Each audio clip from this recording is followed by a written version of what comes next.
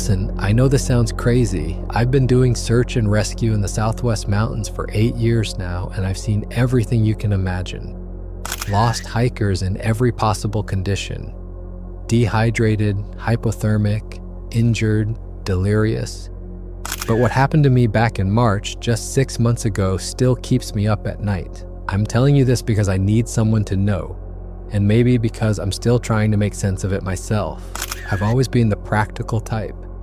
Every problem has a logical explanation. Every mystery has a reasonable cause.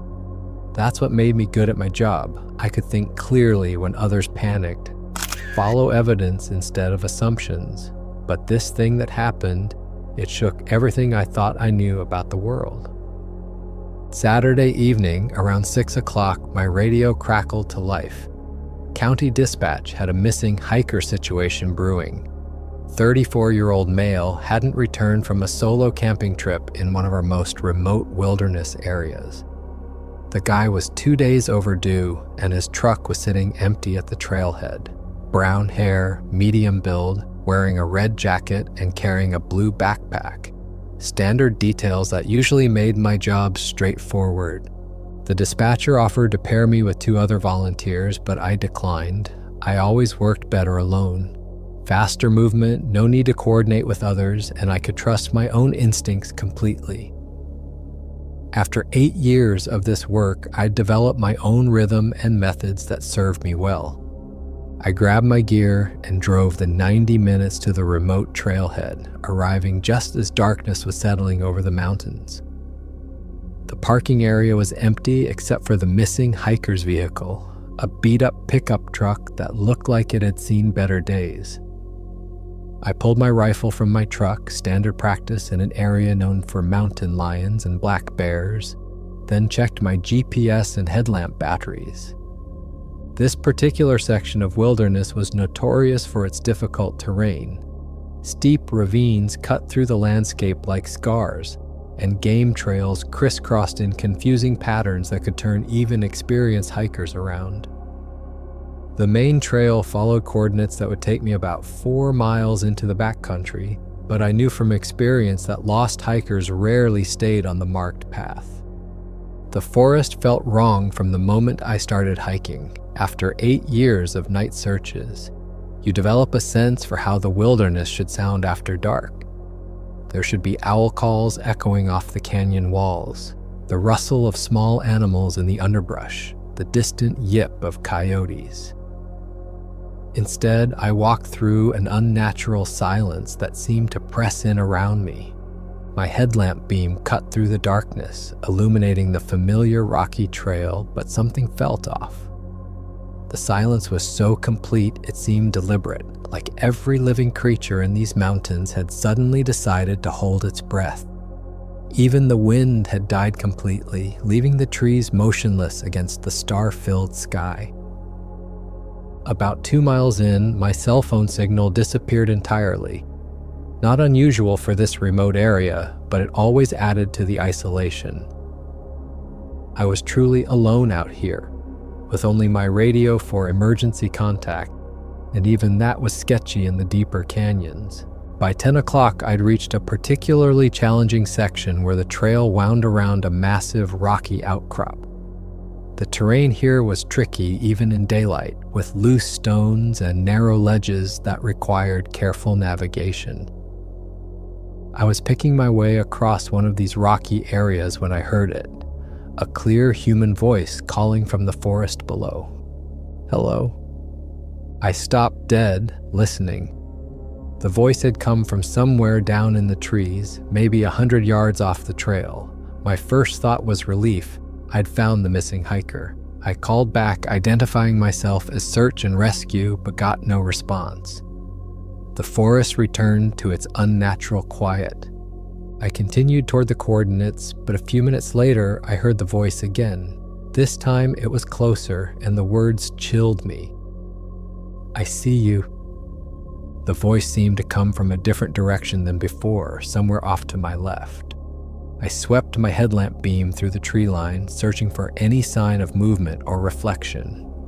Nothing, just dark tree trunks stretching into black shadows. I called out again, loud and clear, identifying myself as search and rescue and asking if the person needed help. My voice echoed off the canyon walls and faded into silence. No response. Over the next hour, the voices continued. Sometimes I heard "help me" coming from one direction, then "over here," from somewhere completely different. The calls seemed to move through the forest faster than any person could travel, appearing ahead of me, then behind me, then off to either side. The strangest part was how flat these voices sounded. When someone is really lost and frightened, you can hear the emotion in their voice. Panic, relief, desperation. These calls had none of that. They were monotone, almost mechanical, like someone reading words from a script without understanding their meaning. Then I heard something that made my blood run cold. The voice called my name, my full name. I had never given it during my search and rescue calls. I'd only identified myself by my role, never personally. Following the sounds as best I could, I pushed through a thick stand of scrub oak, branches scratching at my jacket and catching on my equipment. The undergrowth was dense here, far off any established trail, and I had to force my way through using my arms to clear a path. When I finally broke through into a small clearing, I stopped dead. There, about 50 yards away, stood a figure waving at me.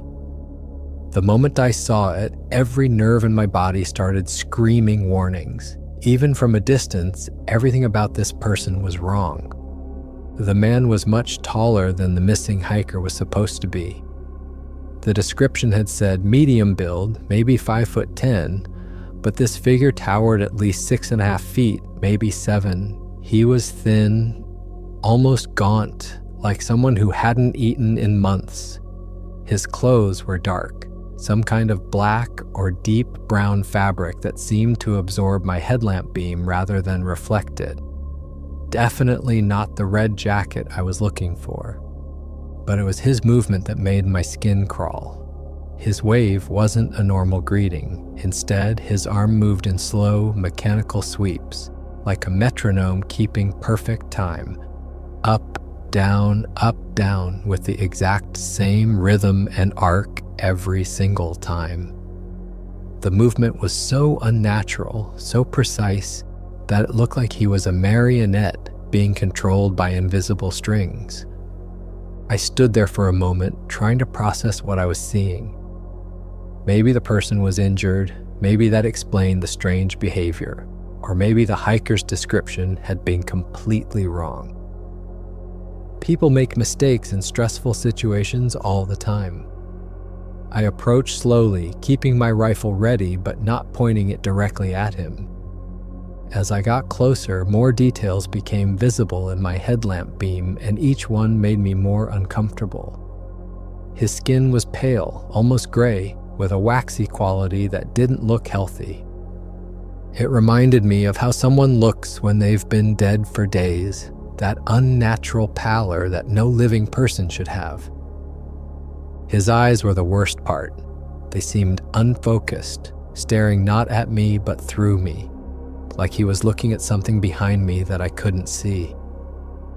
The pupils were dilated despite the bright LED light shining directly at his face, and there was no squinting reaction, no attempt to shield his eyes from the glare. He just stared with that blank, empty expression. His features were sharp and angular in a way that seemed almost carved rather than naturally formed. Hollow cheeks made his face look skull-like, and his jawline was so pronounced it created deep shadows in the harsh light.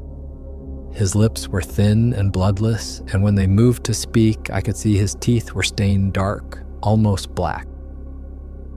When I was about 20 feet away, close enough to see these details clearly, the man spoke in that same flat, emotionless tone I'd been hearing all night. I've been lost for days. His voice carried no relief, no gratitude, none of the emotion you'd expect from someone who'd just been found after being lost in the wilderness. It was like listening to a recording or someone reading from a script without understanding the words. I identified myself as search and rescue and explained I was looking for someone else, a man in a red jacket with a blue backpack. I described the missing hiker, hoping this person might have seen him. The tall man listened without changing expression, never blinking, never reacting to anything I said. "Can you describe the person you're looking for?" I asked, trying to get him engaged, maybe gather some information. "I see all the walking shadows," he replied in that same monotone. Nothing about this matched the missing hiker description, but I was trained to help anyone I found in the wilderness. I couldn't just leave someone who claimed to be lost, no matter how strange they seemed. Maybe he was suffering from hypothermia or had hit his head and was concussed. I'd seen people act strangely when they were injured or disoriented. I asked about his condition, whether he was hurt or needed immediate medical attention. He claimed he'd fallen and hurt his leg, gesturing vaguely toward his left side. But when I asked him to show me the injury, he just walked a few steps to demonstrate.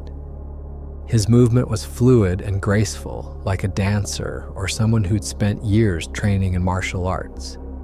No limp, no favoring of one side, no sign of any injury at all. If anything, his gait was too smooth, too controlled, like he was gliding rather than walking normally. His feet seemed to barely touch the ground, and there was no sound of footsteps despite the rocky terrain. He pointed toward the dense forest, away from any established trail, and said his camp was that way. The direction he indicated would take us deeper into some of the most remote and dangerous terrain in the area. Steep ravines, deadfall areas, places where even experienced hikers could get seriously hurt. Every instinct I'd developed over 8 years of search and rescue was screaming warnings. This person's behavior, his appearance, his responses, nothing about him was right. But I couldn't just abandon someone in the wilderness, no matter how uncomfortable they made me feel. I tried to gather basic information the way I'd been trained, simple questions that could help me understand the situation and coordinate with other rescuers if needed. In 8 years of search and rescue, I'd encountered people in all kinds of mental states: hypothermic, dehydrated, suffering from altitude sickness, even having psychological breaks from the stress of being lost. But this was different. "What's your name?" He stared at me for several long seconds, head tilted slightly to one side like a curious animal examining something it didn't understand.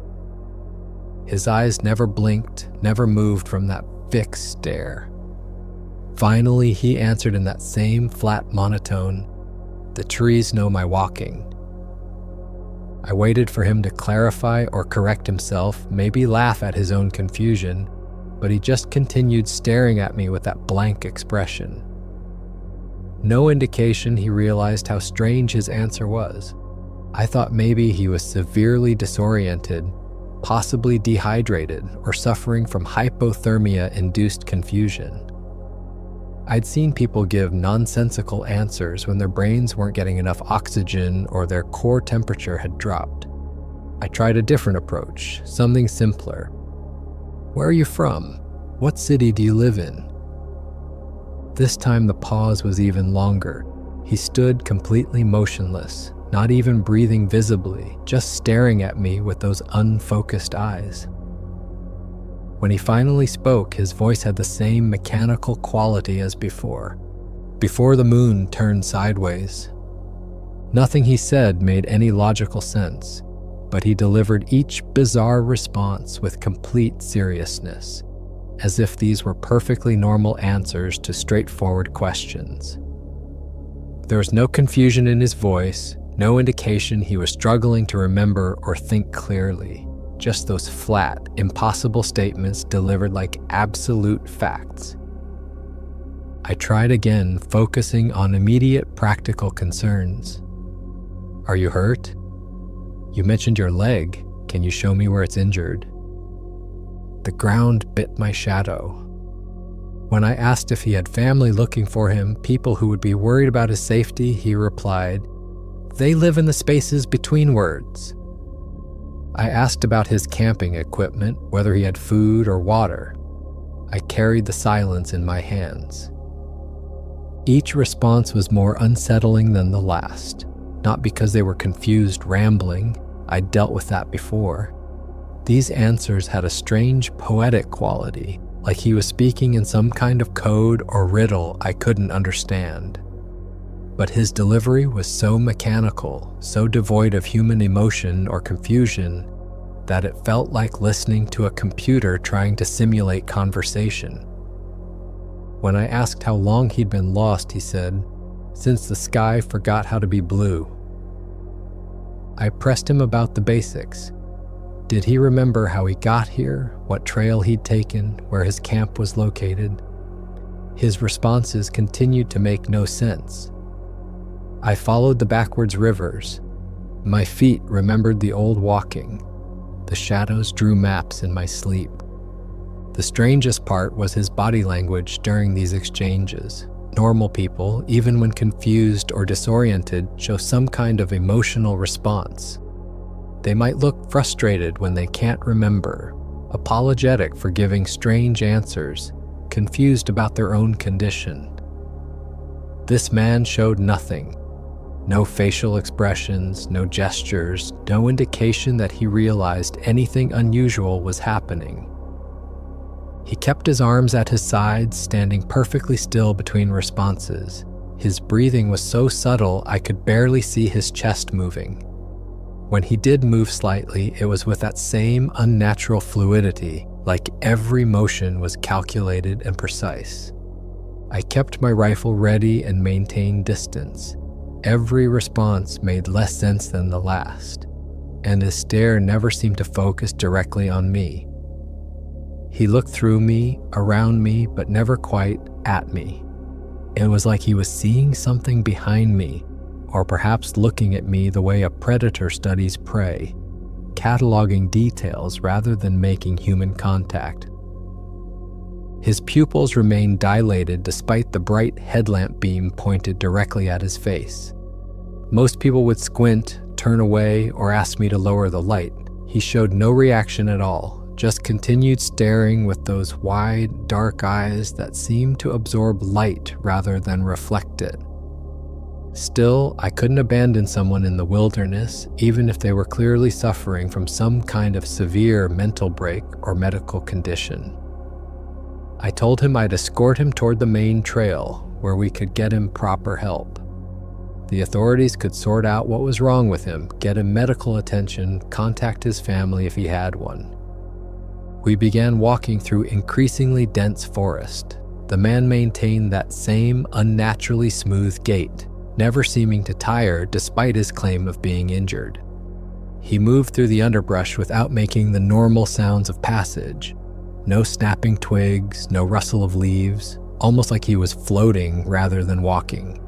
I tried to keep up casual conversation, partly to assess his mental state and partly to ease my own growing anxiety. When I asked about his family, he responded, "They live in the spaces between words." When I asked about his camping gear, he said, "I carried the silence in my hands." The strangest response came when I asked how long he'd been walking. He said, "Since the sky forgot how to be blue." Every few minutes, he would stop suddenly and cock his head, like he was listening to something I couldn't hear. During these pauses, his entire body would go rigid, and he'd slowly scan the forest around us before continuing. I began to notice we weren't heading toward any trail I recognized. The man kept insisting we were going the right way, saying, "The shadows showed me this way," when I questioned our direction. My GPS confirmed we were moving deeper into the wilderness, not toward any established path or road. As we walked, the man's behavior became more erratic. His skin, which had seemed pale in my headlamp beam, now appeared to have a grayish tint that didn't look quite right. When he moved and thought I wasn't watching, his gait became even more fluid, almost serpentine. I noticed he wasn't leaving clear footprints even when we crossed patches of soft earth where my boots left deep impressions. It was like he barely touched the ground, or his weight was distributed differently than a normal person's. The responses to my questions became even stranger. When I asked if he had water, he said, "I drank from the river that flows upward." When I asked about food, he replied, "Hunger is a color I cannot taste."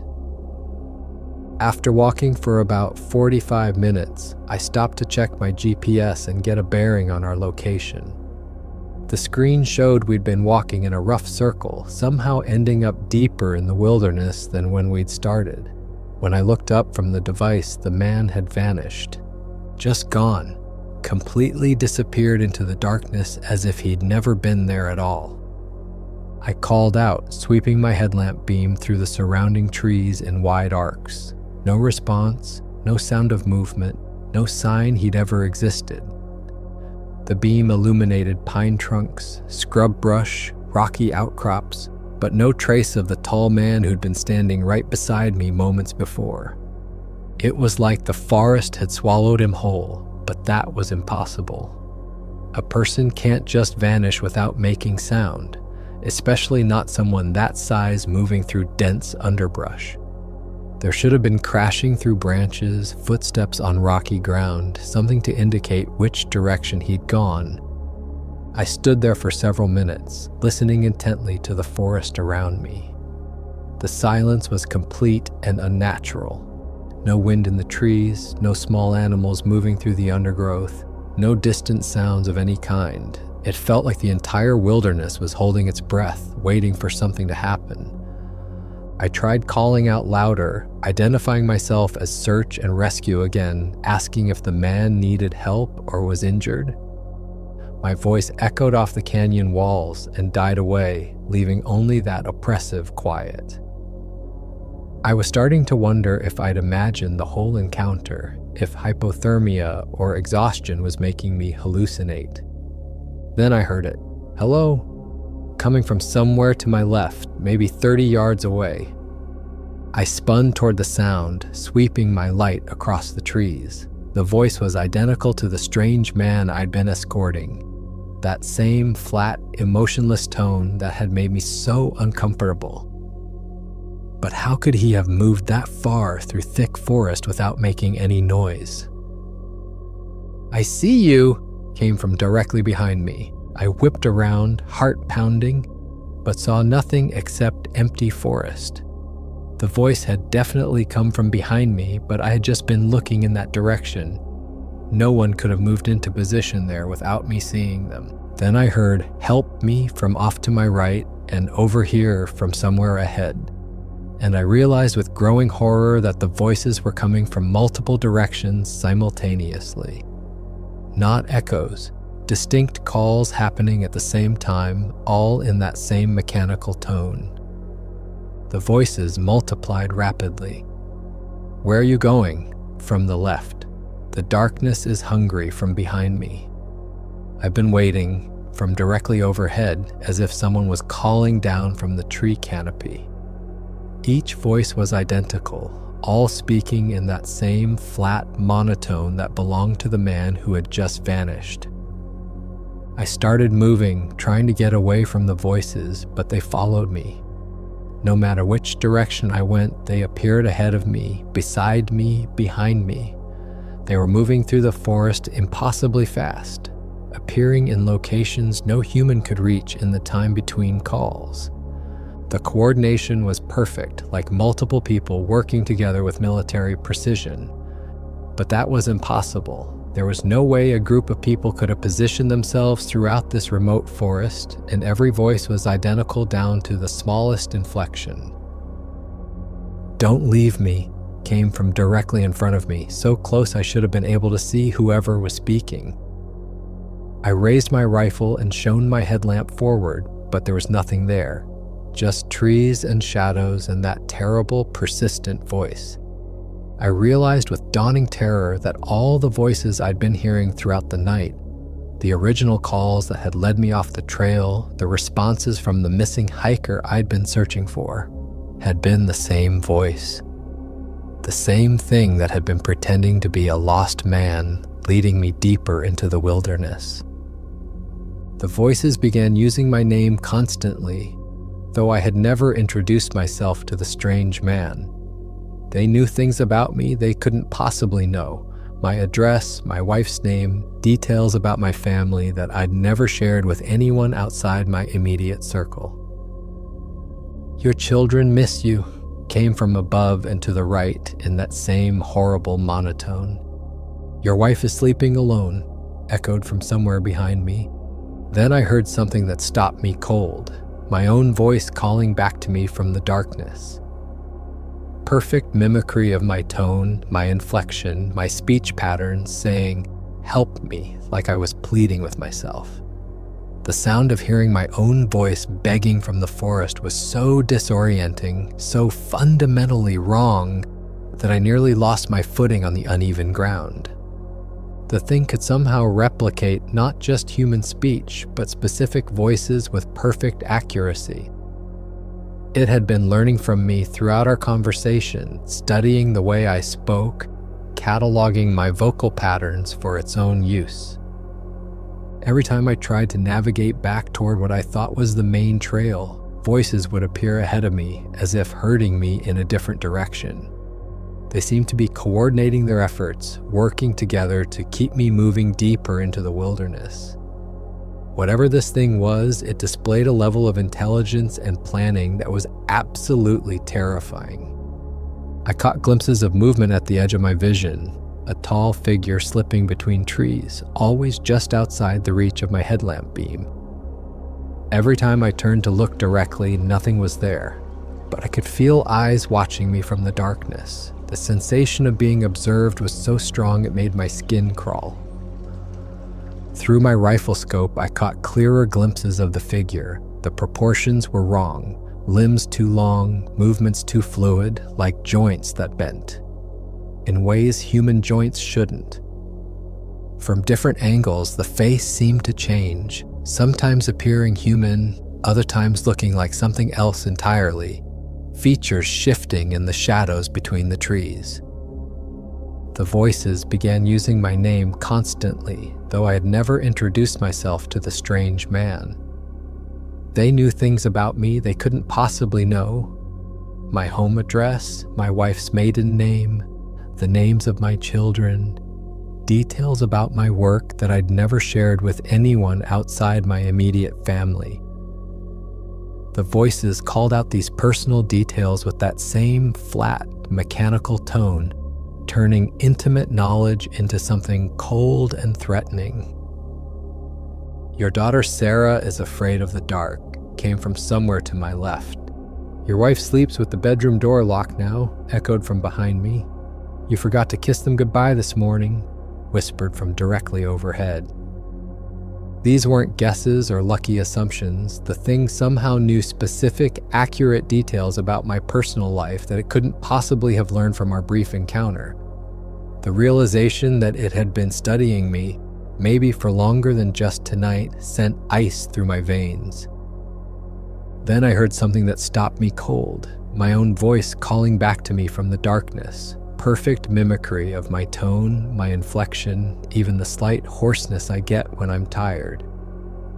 It was saying, "Help me," like I was pleading with myself. And the sound was so perfect, so exactly like my own voice, that for a moment I wondered if I was actually hearing an echo of something I'd said earlier. But then I heard my voice having a conversation with itself from two different locations. "Where are you?" came from my right in my exact voice. "I'm lost," responded from my left, also in my voice. The thing was using my voice to create a dialogue, like it was puppeting multiple versions of me through the forest. The psychological impact was devastating. Hearing your own voice begging for help from the darkness, hearing yourself having conversations you weren't part of, it made me question my own sanity. Was I actually speaking? Was this some kind of psychotic break brought on by stress and exhaustion? Every time I tried to navigate back toward what I thought was the main trail, voices would appear ahead of me. But now they were using the voices of other people I knew. My wife's voice called, "Don't leave me," from one direction. My supervisor from the search and rescue team called this way from another. The thing had somehow learned to mimic not just my voice, but the voices of people important to me. The coordination was perfect, like multiple people working together with military precision, but I knew it was impossible. There was no way a group of people could have positioned themselves throughout this remote forest, and the voice mimicry was too perfect, too specific to personal relationships the creature couldn't possibly know about. I caught glimpses of movement at the edge of my vision, not just one tall figure now, but multiple shapes slipping between trees. Sometimes they moved upright, sometimes on all fours, sometimes in ways that didn't make sense, like they were flowing or climbing in impossible directions. Always just outside the reach of my headlamp beam, always in my peripheral vision, never clear enough to focus on directly.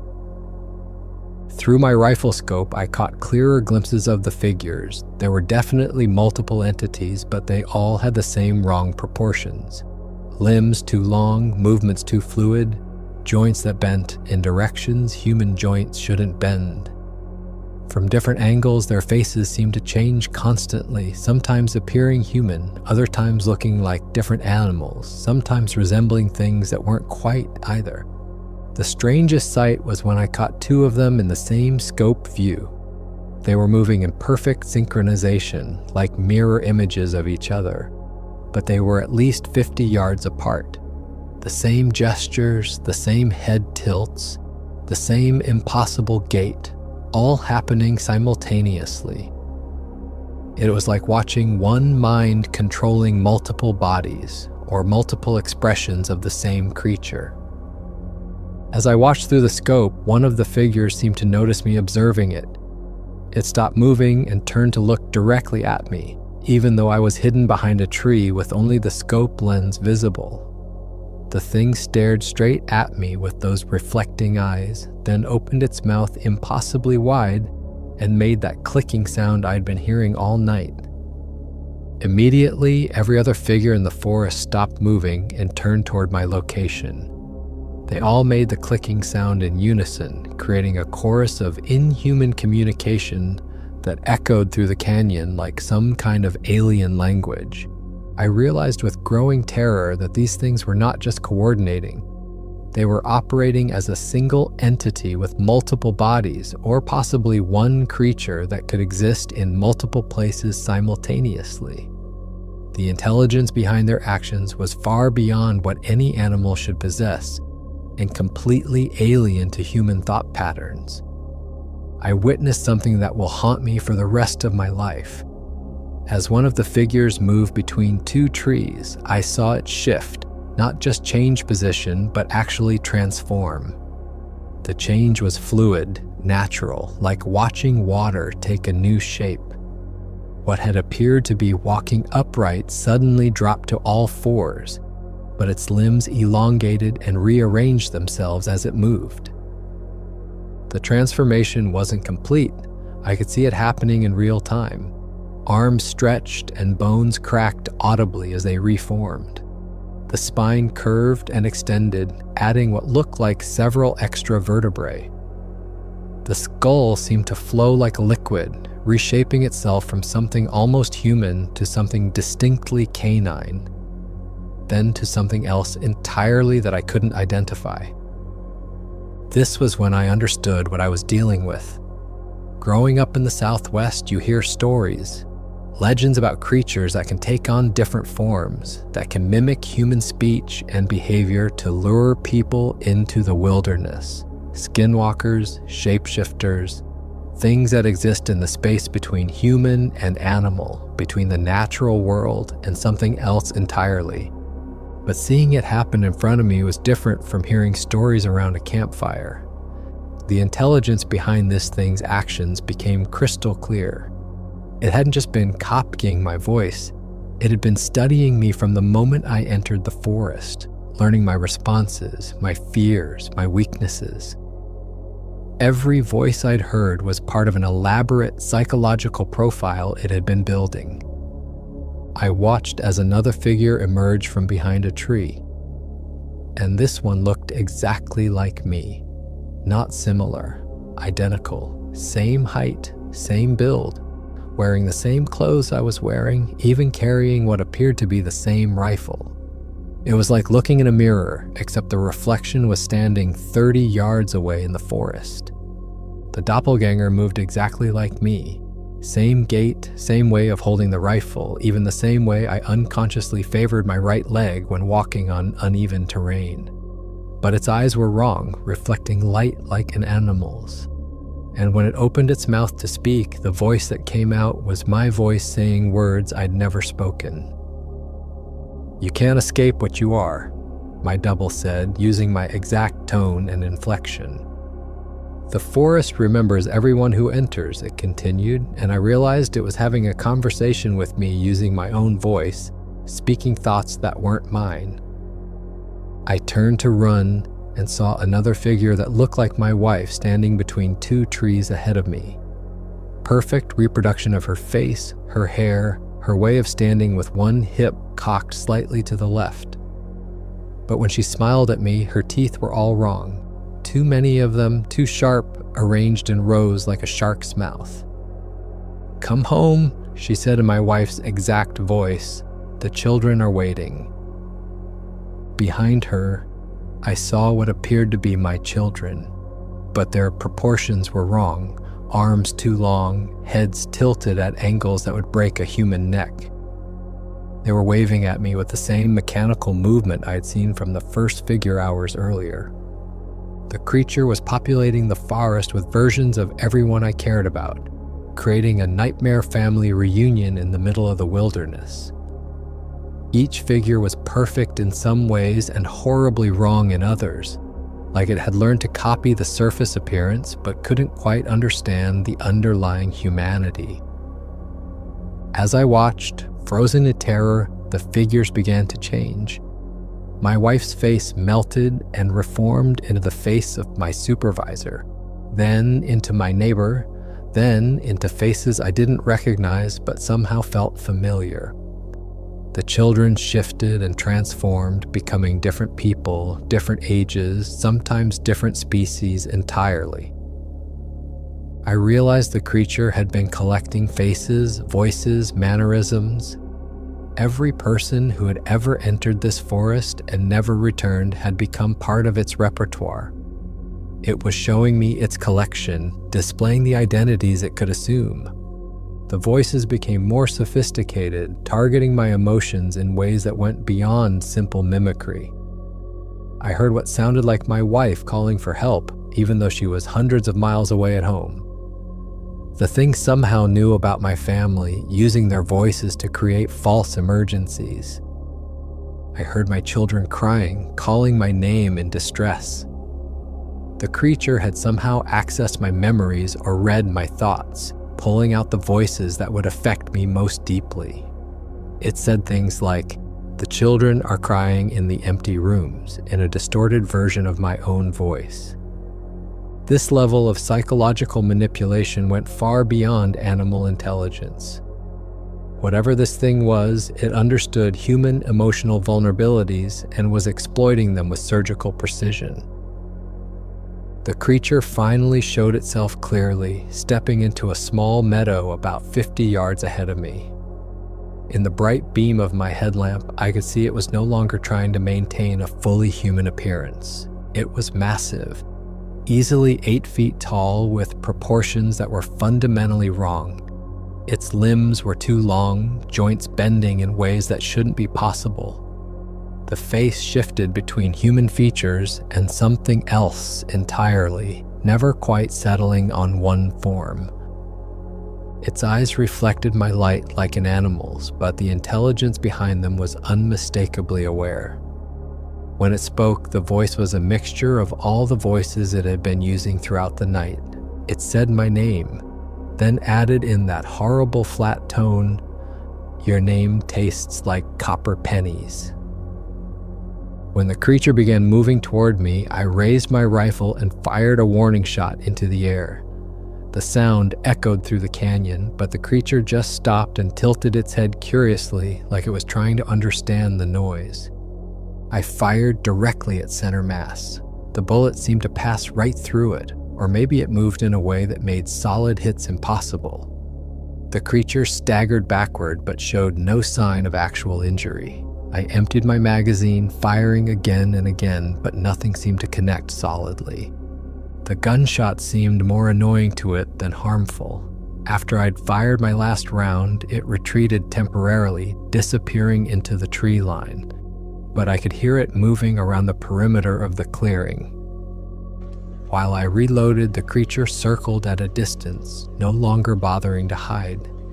When I tried to move back toward the trail, it rushed forward to block my path. I fired again, but the bullets seemed to have minimal effect. I started running through the forest with the creature pursuing behind me. The sounds it made were terrifying. Sometimes it seemed to be running on 2 legs, sometimes on 4, crashing through the underbrush at incredible speed. I could hear it leaping between trees, moving through the canopy like some massive predator. Every few hundred yards, I would stop to fire at it, using the muzzle flashes to illuminate its true form. Each time I saw it, it appeared to be getting larger and less human-like, as if proximity to violence was causing it to abandon any pretense of human form. The creature seemed to be toying with me.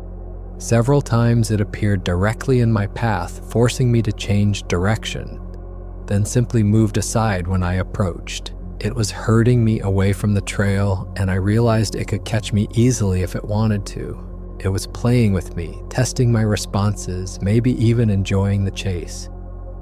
I used my last few rounds to create noise and confusion while I scrambled up a steep, rocky slope, hoping to reach terrain where it might be less comfortable. From a high, rocky outcrop, I could see distant lights and orient myself toward the trailhead. The creature paced below me in the forest, no longer hiding its true size. In the moonlight, I could see it clearly.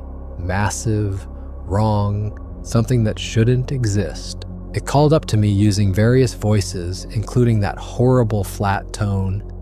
The bullets sing lullabies to my bones. I began a desperate traverse across rocky ridges, staying in open areas away from tree cover.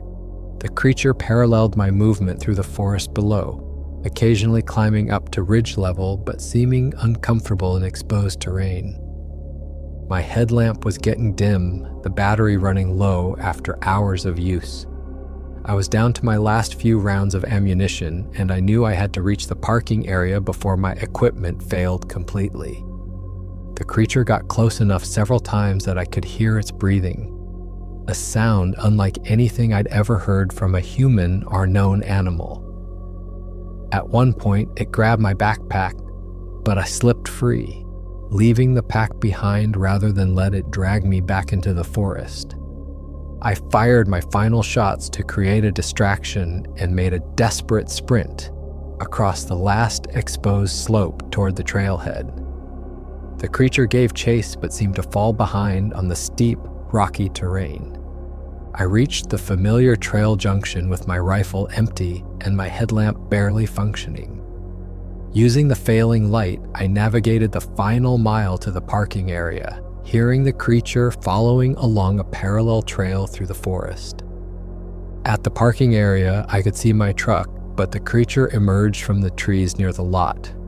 It now appeared more animal than human, moving on all fours, its form constantly shifting in the dim light. It positioned itself between me and my vehicle, realizing this was its last chance. As I approached my truck, it made a final rush at me.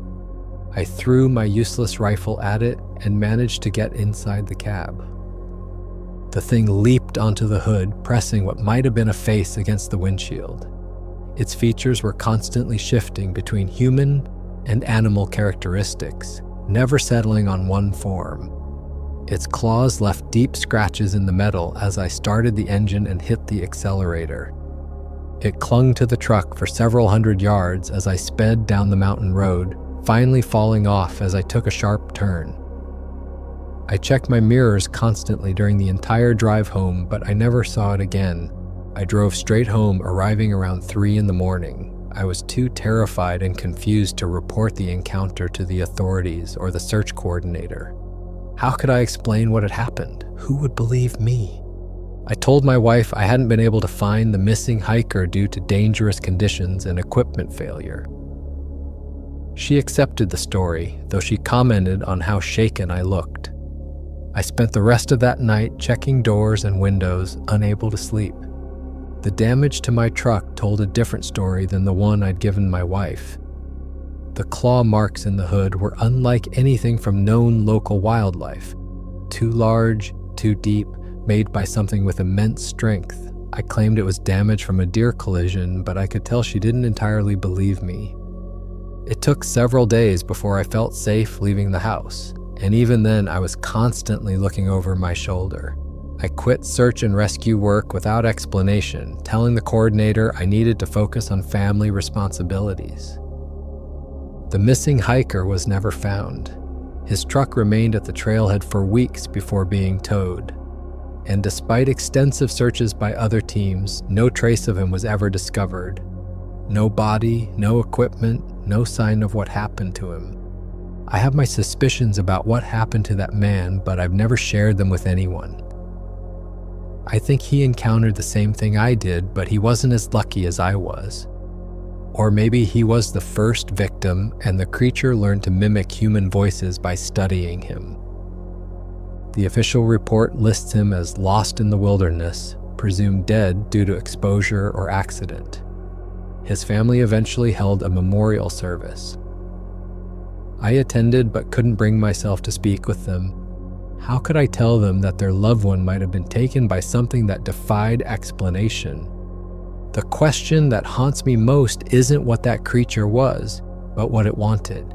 It had multiple opportunities to kill me during that night, but it didn't. It seemed more interested in studying me, learning from me, perfecting its ability to mimic human behavior. Was I part of some kind of test? Was it preparing for something larger?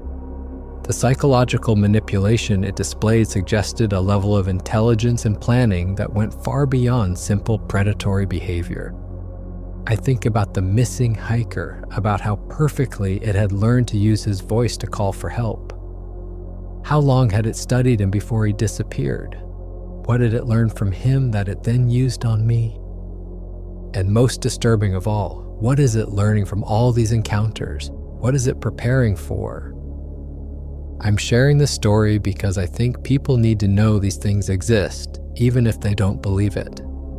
I used to be the skeptical type myself, always looking for logical explanations. But some experiences shatter your worldview so completely that you have no choice but to accept a reality that's stranger and more dangerous than you ever imagined. If you're planning to hike or camp in remote areas of the Southwest, please be careful. Trust your instincts. If something feels wrong, if the forest goes too quiet, if you hear voices that don't seem quite right, if you encounter someone whose behavior doesn't make sense, don't ignore those warnings. I was trained for wilderness emergencies, armed and experienced in night navigation, but I barely escaped that encounter.